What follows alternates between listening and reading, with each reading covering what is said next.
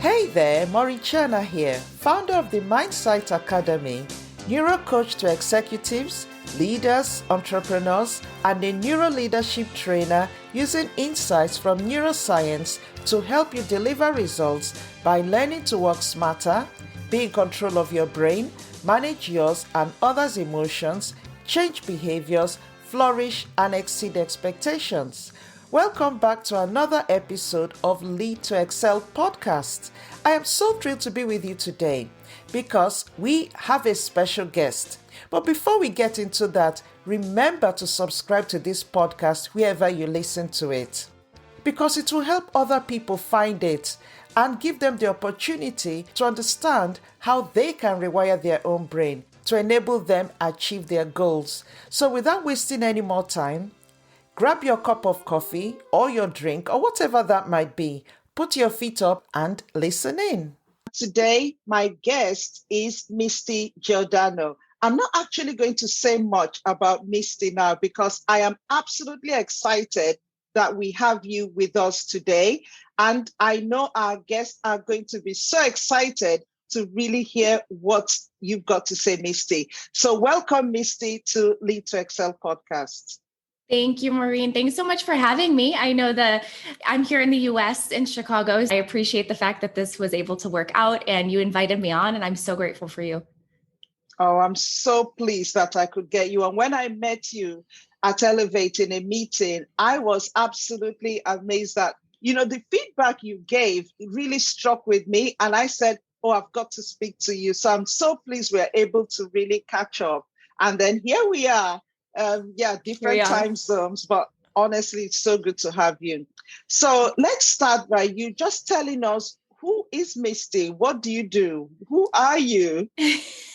Who am I? It's so funny you ask that question like that, because I feel like that is a daily question I get to ask myself all the time. Who am I today? Which hat do I need to wear today?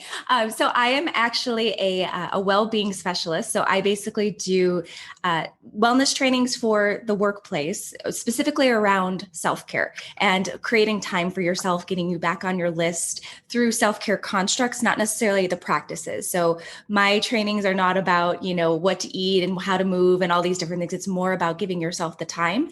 And I also do public programming around the same kinds of ideas, using plants as medicine, but also, really embodying this human experience that we have, and how to really make the most of it, and how to show up to your life in a way that makes you feel alive and doing more of the things that make you happy, because you're creating a really intimate relationship with yourself. And it's one of those things that we don't really learn to do very often. And it's oftentimes when we get later in life that we kind of turn around and we wake up one day and we're like, oh my gosh, I have no idea who I am. And I'm in a life that I don't know how I created. Like, what happened? And so that's basically kind of in a nutshell what I do, who I am. I live in Chicago with me and my pitty fur baby here. And we're just we're living that pandemic life. We're loving the city. We're loving exploring and we're actually new to the city. I'm kind of a suburbanite and a country girl that has actually moved into the city about 7 months ago. So I have been loving getting to walk around, and kind of having the city to yourself is sort of amazing, to be honest with you. Yeah, I can imagine, actually, because everywhere is so quiet now. Actually, having said that, in the UK, we are coming out of lockdown, and I went to London recently, and it was so busy. And I went, oh my gosh, life is getting back again to not quite as it was, but it's getting there again, kind of. Yeah, I've been feeling that way as well. And it's so funny because, okay, so I'm going to let you in on a little secret. I don't really love the summer. I am more like a fall and winter girl. I love the cooler weather. I love having a little bit more of a laxed schedule. And I feel like once like spring and summer hit, everybody's doing all the things. There's things all the time. There's parties, get-togethers, family, all this stuff. And then, so we had that kind of life pre-COVID, and then COVID hit. World shut down, right? And we had all this time on our hands, and we didn't have anything to do. If you had work and different things like that, that was still the case. But in the, in the grander spectrum of life, we didn't really have much to do. So we got this opportunity to like come back and just settle. which is so weird for most people, for me too. And then now that things are starting to pick back up again, things are starting to open up, we're coming out of this hibernation mode, but kind of trying to go back to the way it was. And it's almost kind of exhausting. It's almost like, I don't really want to go back to being crazy and doing all that stuff anymore. Yeah, no, you're absolutely right. It's that worry of, I don't really want that. I don't want to go back to what it was, but here we are and I don't believe it would, but I think we're going to get to some form of in between. But now let's talk about what you do, and I'm going to kind of go a bit back, because I know when I met you, you said you've got an HR background. Mm-hmm. Yeah. Yes. I worked in HR for about 10 years. Years ago. So I kind of got out of HR in the corporate world. I was building my business on the side for the last 4 of it. And then I finally decided to kind of cut ties with the corporate world in that capacity and sort of see what life was like on my own. Yeah, no, that is amazing. And it's interesting you went from HR into doing what you're doing now, which is the self-care, which you started while you were still working in HR. So what actually made you pick on self-care specifically? Yeah, why self-care? Because most people in HR would leave HR to go into some form of consultancy, but you kind of went into self-care. So why self-care? So it's interesting, and there's a little bit of a bigger story to this. So kind of going way back, I actually grew up with a mom who was amazing. She was the breadwinner. She had 2 to 3 jobs. She raised me pretty much by herself with her family and different things. But she was not the best at taking care of herself. And so the woman lived on hot dogs and coffee. How her body didn't break down sooner, I'm not quite sure. But so I saw her, kind of do this lifestyle. And then when I was in 8th grade, she actually got diagnosed with bladder cancer. And so from the time I was in 8th grade until the time that she passed away when I was 33, she had this really long battle with, she had an opioid addiction. She had the cancer. She had all these different things kind of going on. And so she was pretty much bedridden. Even when she was well, she really wasn't well. There was just lots of chaos that happened in that time frame. And so, growing up in that environment, kind of getting that front row view of what it actually looks like to not take care of yourself, I had a very interesting perspective. And so when I was working my corporate job and I was building my business on the side, I was married, and, my marriage was kind of falling apart. I was starting to get sick. I was living a very stressful lifestyle. We were always in debt. So there was lots of stuff coming at me, and I felt like it was all on my shoulders. And so my body started to follow suit. So I started getting diagnosed with different autoimmune issues. First, it was discoid lupus, and then it was Graves' disease. And then it was, this, and I had always been a sick kid growing up.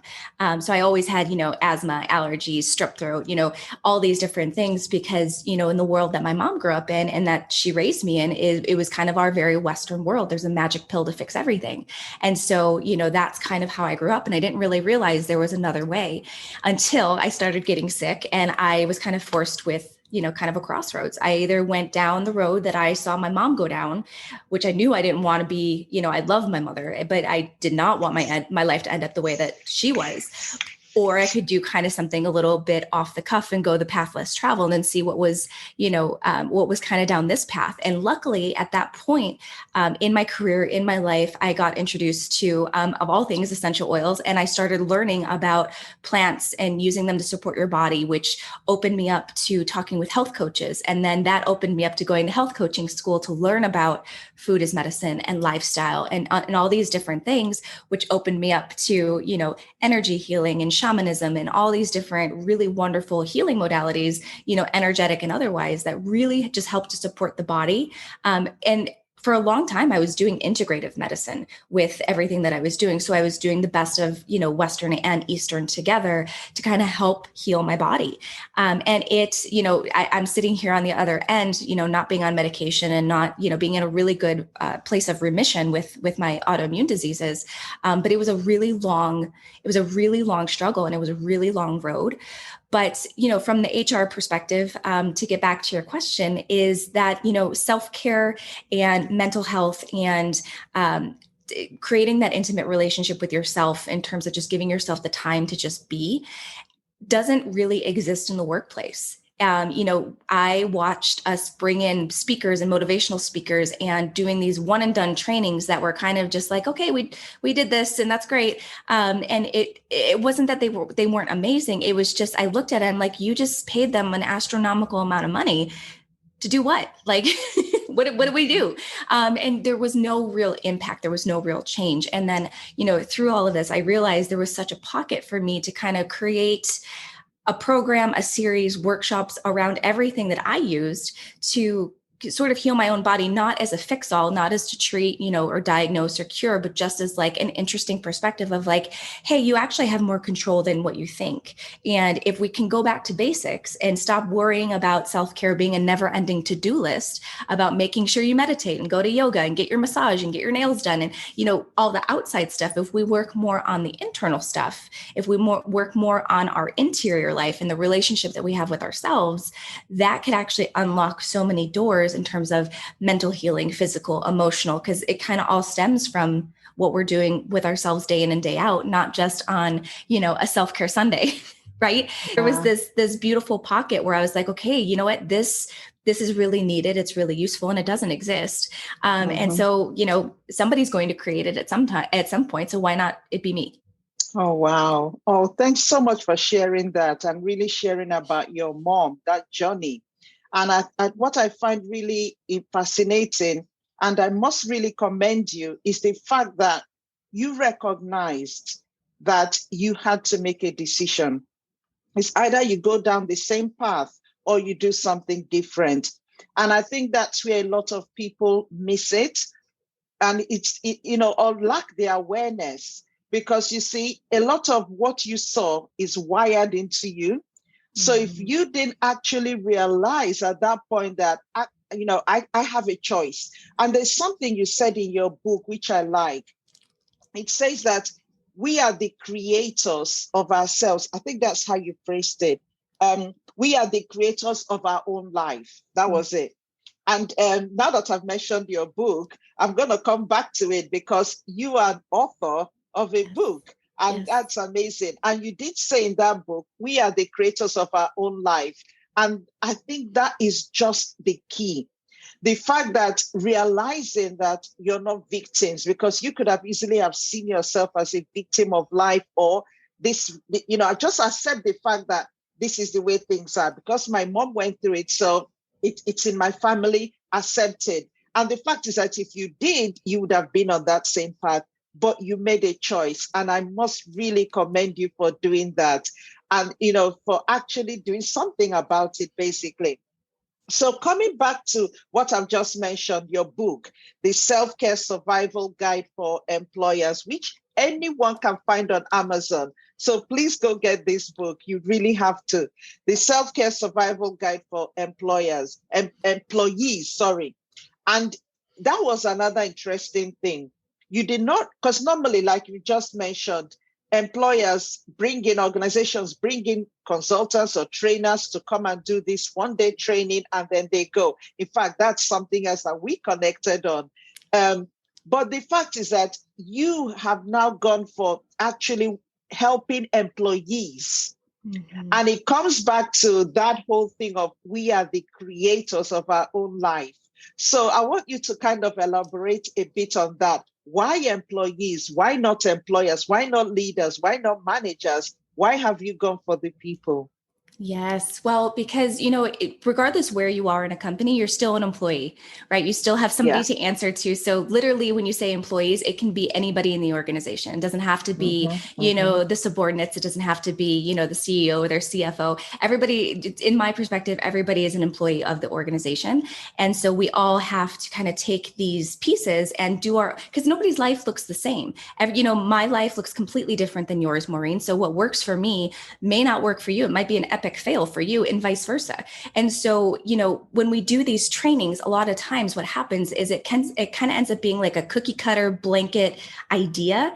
And there's no implementation to it. And so it's really hard for people to, even if whatever you're saying is amazing, sometimes it's really hard for somebody to take it and implement it into their lives. And I realized this going through a lot of personal development, in early on in my journey with my business and different things. I would read a lot of books. And at some point I realized, I was having a conversation with someone and they said, if you're reading all of these books, you're not actually putting them to use because they're pretty much all the same. And so some of the most amazing books that I've read are the ones that kind of invite you to implement what they're teaching into your life from, whether it's journaling questions or, different ways to kind of integrate. And I was working with a school district actually to think about bringing the trainings into their workplace. And that's exactly what they said. There's the trainings are great from the people that we have brought them in. But there's no implementation, there's no integration, there's no hand holding, there's no, I don't want to use the word accountability because I feel like the only person you could ever be accountable to is yourself. Because at a different point, you're being accountable to somebody else and you're doing things for them instead of for yourself.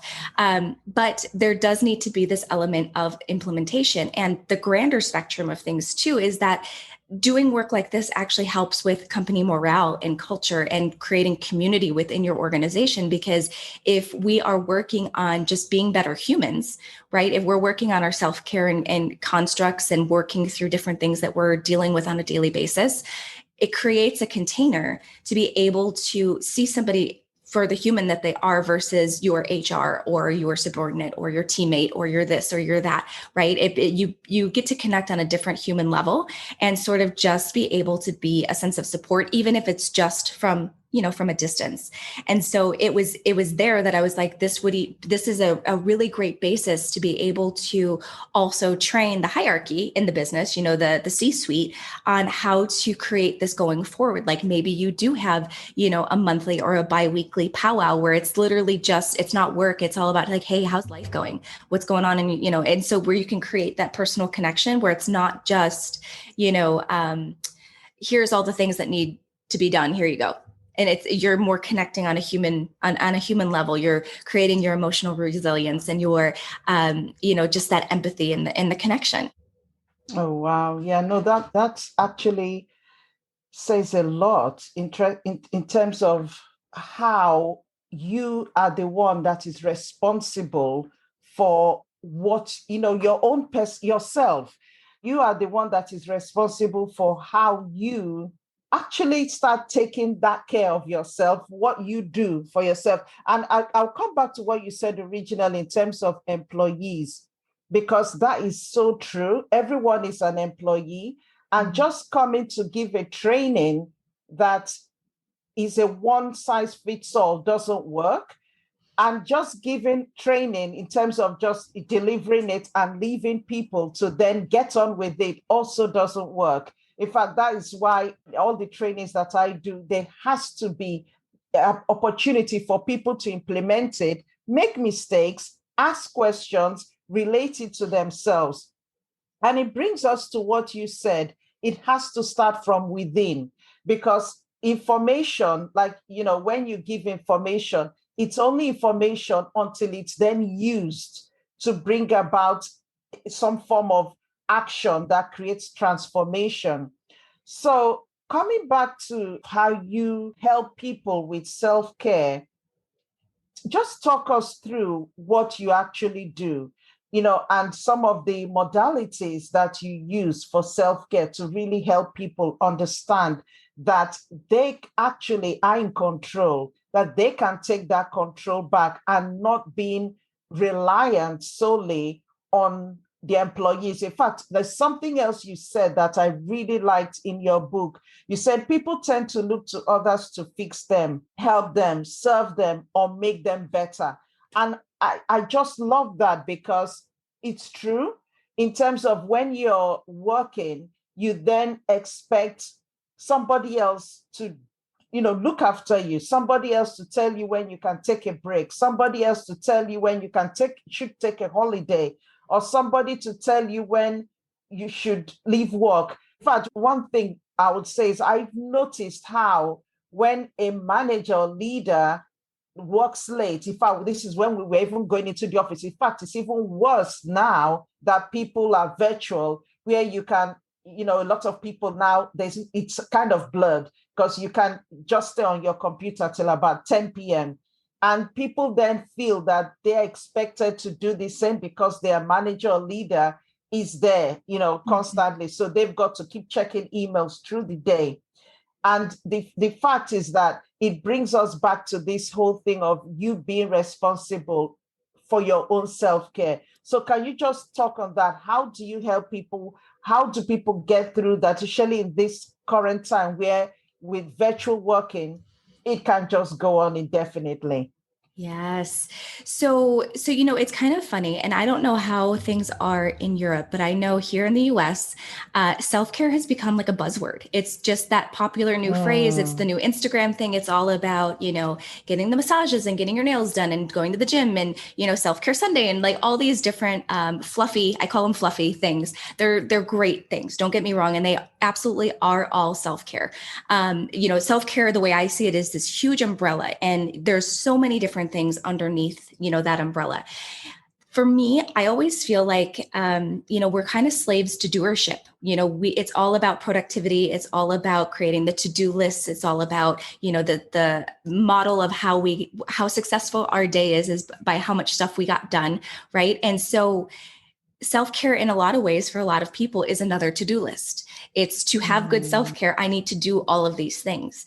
And so for me, I have found the greatest benefit in not doing anything. So just giving myself the time to not do things has been life-changing for me. And it's hard. It is so hard because on any given day, at any given moment, you have so many things pulling at you.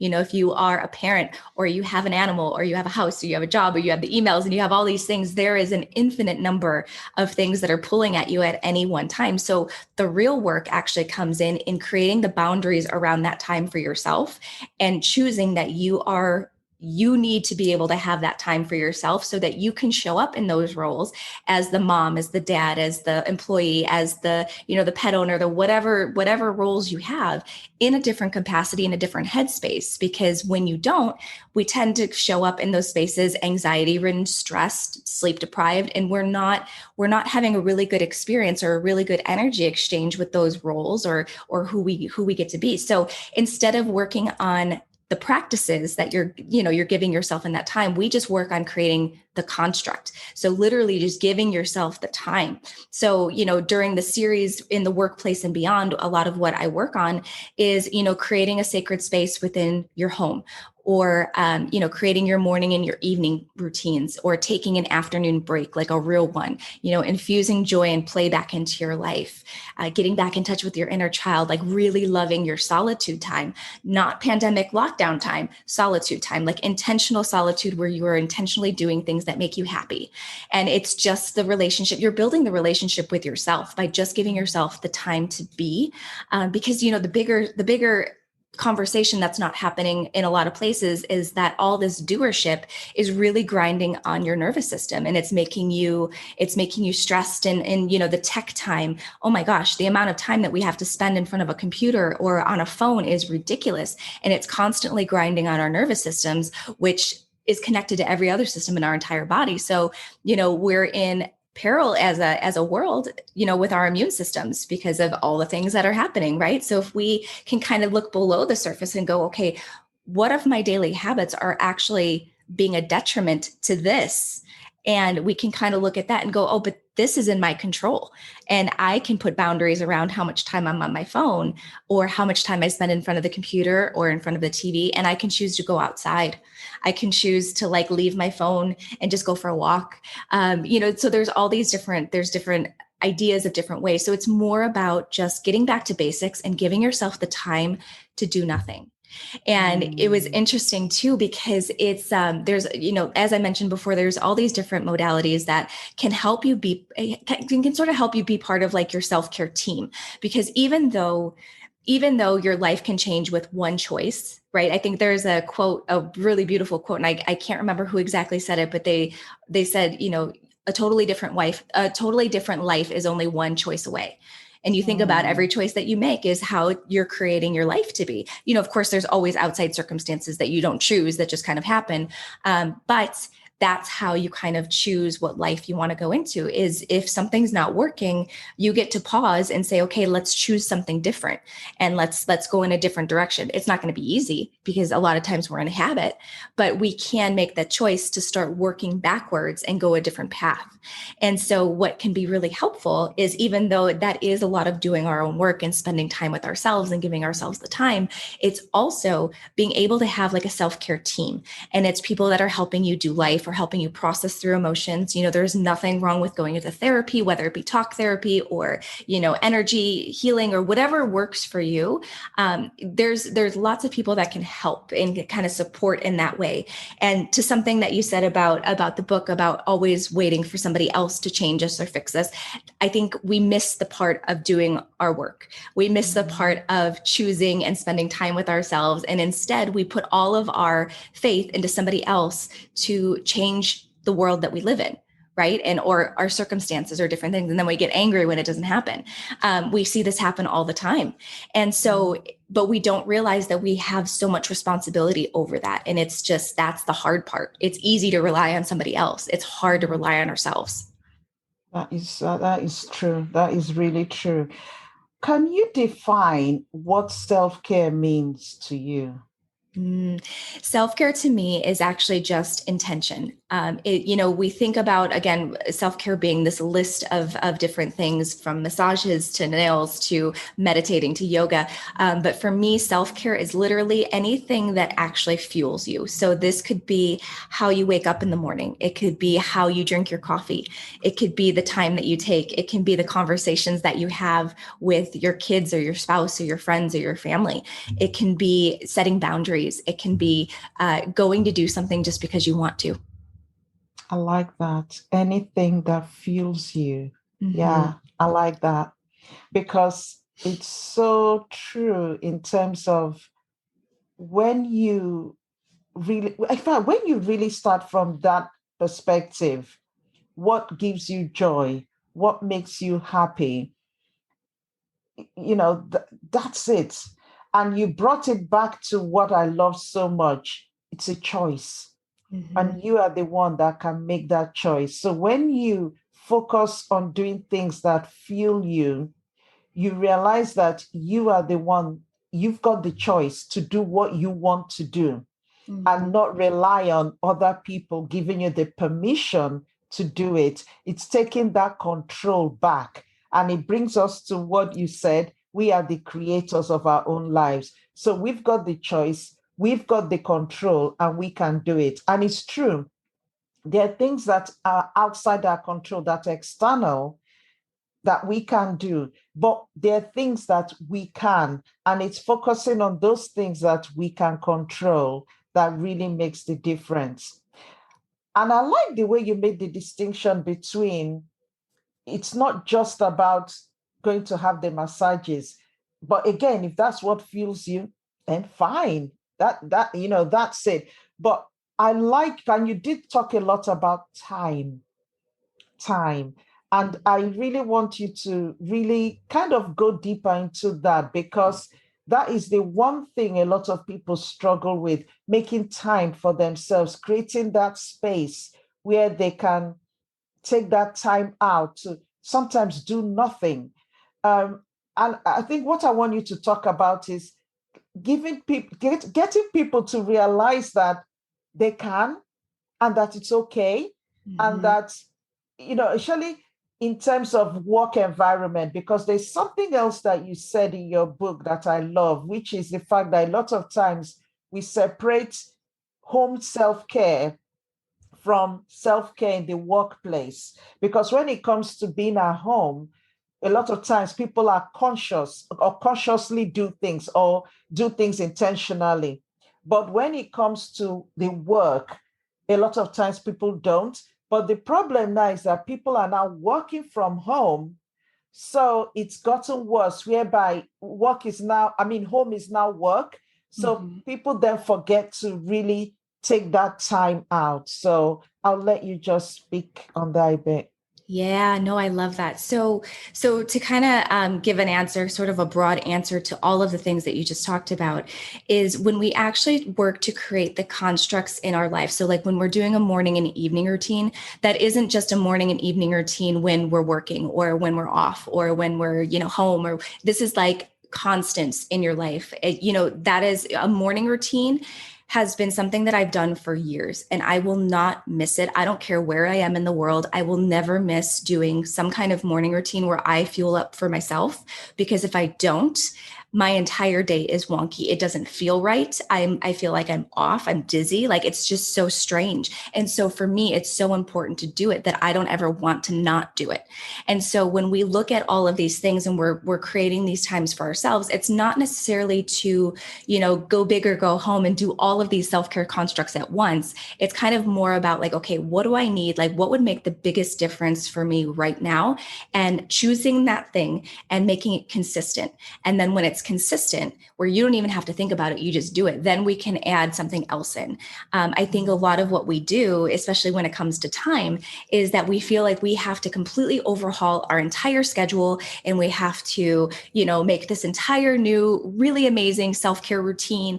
And it's not consistent because it's not sustainable for our lives. It's like too much, And so when we can kind of do things in bite-sized pieces and open up another door when we're ready, it can make all the difference, because now we're working on, it's almost like building a house. You have to dig the hole and pour the foundation. And then, you don't just slap up the walls and hope it stays up. It's, it's kind of one of those things. So it's piece by piece, it's bit by bit. And this is a process that is, very evolutionary. So meaning that it's always going to change. So even though you might have a really great self-care routine, morning routine, whatever you want to call it today, life might change in another month and you might have to change that a little bit, whether it be the time or the length or what you're doing in it. Different times in our lives call for different things. And so self-care is not strict in that way. Yeah. More it's more giving yourself the time. It's not, and I think that's why I don't harp so much on what you're doing in the time. I don't really care what you're doing in the time. I trust that whatever you're doing in that time is whatever's going to fuel you. And so it's more just having the time, and then you can kind of modify what you're doing in that time based on, the day, the need, all these different things. Like, my self-care routine is very different depending on where I am. And like, for me as a woman, my menstrual cycle. And so, I kind of mold things around what my body's doing, how I'm feeling, how my energy level is. And so when you can kind of start to create that, again, that intimate relationship with yourself, you start to tap into what is it that I need and how do I give myself that today? What boundaries do I need to create? What do I need for myself? And so, with this time question, it's always a question that all of us have. And I even toss it up as an excuse too, like, oh my gosh, today's so busy, I don't have time. But the reality is that we do. It's just that we're plugging that time into. So when I challenge people, I say, if you really want to know how much time you have, do a tech detox for a week. Only be on tech if you absolutely have to for work. Otherwise, put the phone away, don't turn on the TV, take the laptop out of the room, and watch how much time you magically have. We have no idea how much time tech actually sucks from our lives. And not only that, but I know this is going to sound crazy, but it almost feels like it numbs our brain out where like you can't put two thoughts together. I know if I'm, I don't watch TV, but if I do, it's like an intentional watching a movie or something like that. And I can always tell the next day because I feel so like foggy. It's the weirdest thing. And so, you can start to play with this with your energy levels, with how much time you have, and magically you have all this time. It's the craziest thing. Yeah, no, that is so powerful. I like that. And it's so true though, because when you are focused on usually doing things that, when you're watching things or doing things on your phone or all those tech things that you feel are not tasking, they're actually quite tasking on the brain. And that's why the whole fogginess comes around, because you think they're not, but they're using a lot of energy, Yes. which you could even be using to do something more productive, or even just stop into just think or relax. So yeah, that's so true.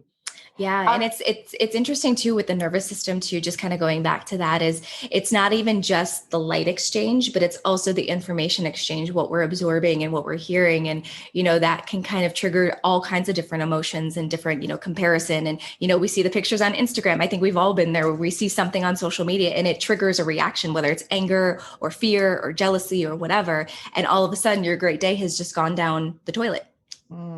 That is so true. And you know what? That's one thing that I kind of really get passionate about with, just even training, because when you are watching things or listening that and you're taking them in passively, they're wiring in your brain. And you're right, because what they end up doing is connecting with things that are stored in your subconscious in memory, and that can trigger different reactions. And you find people finish watching something or listening to something, and then suddenly the emotion changes instantly, and you're not sure why, but it's something you've listened to that has gone in passively, and suddenly created this whole wiring that's created emotions. Your hormones are now activated, and it creates a whole spiral of other things. So in fact, that is why it's so important. And now that you said this, I'm kind of linking it. The self-care is really being very careful about what you're taking in, what you're listening to, what you're absorbing. And it brings, it's awareness. It's really being very self-aware of, not just things that you're doing, but things that are going into your brain, things that you're thinking about, things that you're hearing. It's so important to be so self-aware of those. And, for me, I would say, listening to you, and it's self-care is really protecting yourself in a way. And I know you've talked about boundaries quite a bit, and we've not kind of gone specifically into boundaries at work and boundaries, but self-care is really creating those boundaries in every aspect of your life, so that you are really taking care of you and being responsible for taking care of yourself, and really recognizing that it's within your control, and you are the one that has to make the choice to do it. Yes. So, oh no, that is, I've really enjoyed speaking with you about this, because self-care is just something that a lot of times people don't do. And, like you said, just give the responsibility, or expect other people to give them the permission to do it.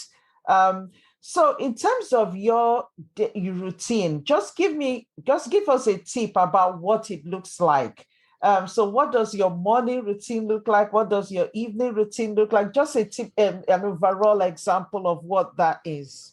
Yeah, so I, as I mentioned, kind of in the beginning, I'm actually new to Chicago, so this was another pivotal thing where my self-care routine kind of had to change, because so I have a dog, and I lived in the country where he had free roam outside in a fenced-in yard and a doggy door. I didn't have to walk him.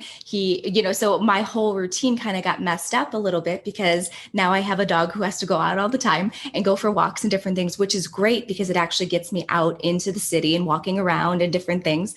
But so, the one thing I will say that a lot of my self-care fluctuates, but the one thing that is always constant is that I will always do a morning routine, and it'll always be about an hour or so. And I've realized that, I do my best work in the afternoon and the early evening. The morning time is like very sacred to me. So this is the time where I am the most like intuitive and creative. So, in terms of boundaries, going back there, I block off my mornings specifically for me. There's very few times where I will make exceptions, and it has to be like a really good exception to be able to show up in a way, because that fuels me. That actually creates me, Misty, to be a different experience for somebody that's in front of me when I've done what I needed to do to fuel myself up versus if I am, tired and rushed and, all of these different things. So the morning routine 100% is great. The other thing that I do is I've switched my mindset when it comes to movement. So I historically have been like a strength training girl. I'm Italian. I tend to build muscle pretty easy. But because of my Graves' disease, I can't do high intensity like cardio because my thyroid, my metabolism is already high as it is. My body's running hot. And so I've had to work with my body and figure out what can I actually do that feels good, that isn't going to burn me out the rest of the day. And so what I've been doing is reformer Pilates, which has actually been a great way to move my body in a way that feels good and does all those really wonderful it has those mental benefits. So I move more for mental health than I do for physical health, even though the physical health, of course, follows suit. But so it's just sort of like a different change in perspective of how it is that you're approaching your day. Like, what is it that you actually need? And, if you need to move your body, what way can you move your body in a way that feels good? Like maybe you just have a dance party. I have dance parties by myself in my kitchen when I'm making dinner all the time. It's a great time. But yeah, so that is definitely, and, of course, I'm always cognizant of trying to eat as clean as I can. Even though I live in Chicago, which is like, the food mecca of the world. So I fall off that wagon all the time. But, for the most part, I'm feeding my body and doing things that actually fuel it versus deplete it, even though, of course, I make exceptions all the time. But, it's always one of those things. We are humans and we are kind of wired to fail all the time. And it's okay. Like failing is cool. Failing is awesome because we get to try again and we just get to be like, okay, well, that didn't work. Let's do something different. Exactly. We learn from it, don't we? Yeah, we do. Absolutely. But I'm actually curious about yours, Maureen. I'm going to turn that question back on you. How about your self-care? I want to hear about yours. One of the things you said that I like, which I started doing, was actually blocking out that time. So for me in the morning, I'm a morning person. So I get up and I have to really study the word and meditate because I'm a Christian. So I really study the word, meditate on the word, and just take time to just think and listen and do nothing for at least an hour. And then, once I get up, then that whole morning, I kind of block it out on my calendar. So I don't really book meetings in the morning. And I use that time to do a lot of, I would say, deep thinking as well. And I kind of do that every day.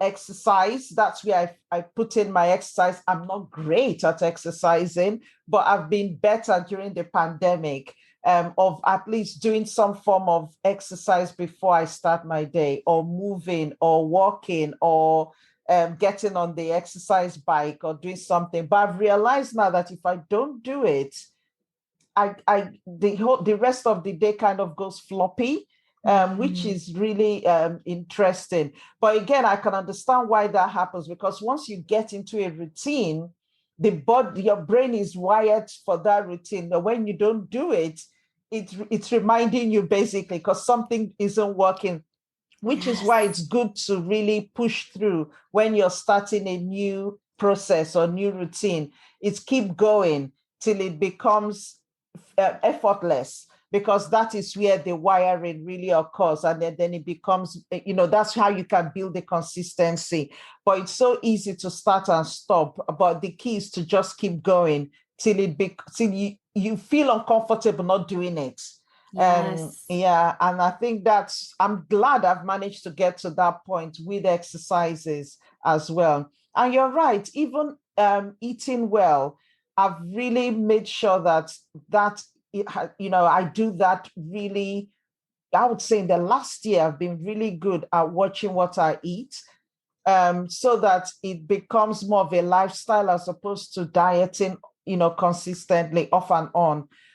So yeah, it's, for me, just like you said, self-care is really important in terms of looking after our bodies, looking after our minds, looking after our emotions, and then looking after ourselves in terms of the work we're doing and making sure that, what we're doing is right for us and not kind of doing things because we feel that's what's expected of us. It's really Yeah. flipping it that it's really what is right. So Yeah. I love that you mentioned that because I think that's one of the things that's so important and why I do things the way that I do them is it's kind of just it's almost like a menu offering. Like it's like you go to a restaurant and you yeah, see all the things on the menu and you get to choose whatever it is that you want. I And like so, that. even though it's, there's all these different practices and all these different constructs and these ideas, they're not all going to work for you. And so it's almost like Exactly. a choose your own adventure, right? So you pick one thing, you try it on, you see how it feels, and if it works, Yeah. great, keep it. If it doesn't, try something different. But I think one of the things that you mentioned too is that it's such, and I love that you shared your morning routine and your different things because it's huge. And I find that a lot of people struggle with the morning and the evening routines. They're either really great at one of them and not so great at the other, or they have trouble doing both. But if you can kind of just, like you said, pick one thing, go in and see how it feels, because I think the Mm, time that you get to spend with yourself, you start to become more intuitive with yourself and what you need and yeah. what's working and what's not.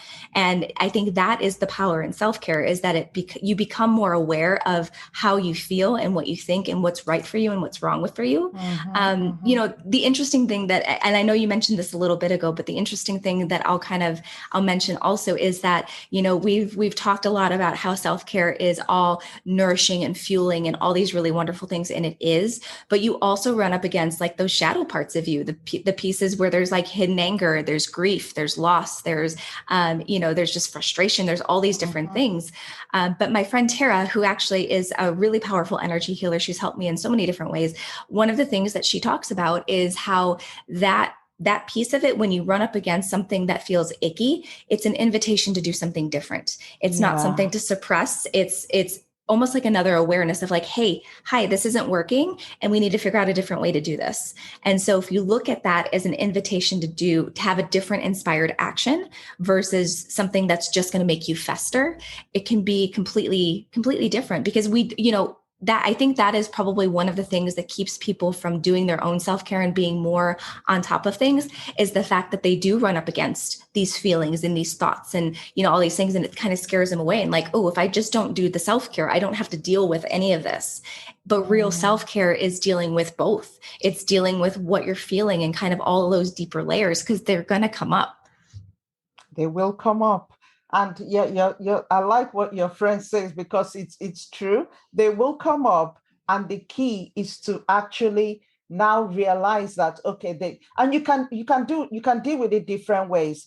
It's telling you that there's something that isn't working. So it's either you now look at it and then decide to change to something else, or you might want to dig a bit deeper into why is it not working. Is it something that I just need to reprogram?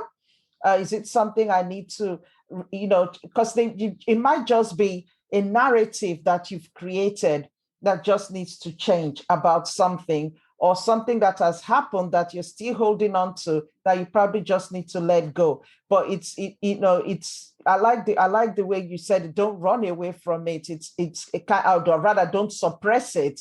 It might just mean that you need to change and do something different. That is true. That is Yeah. great.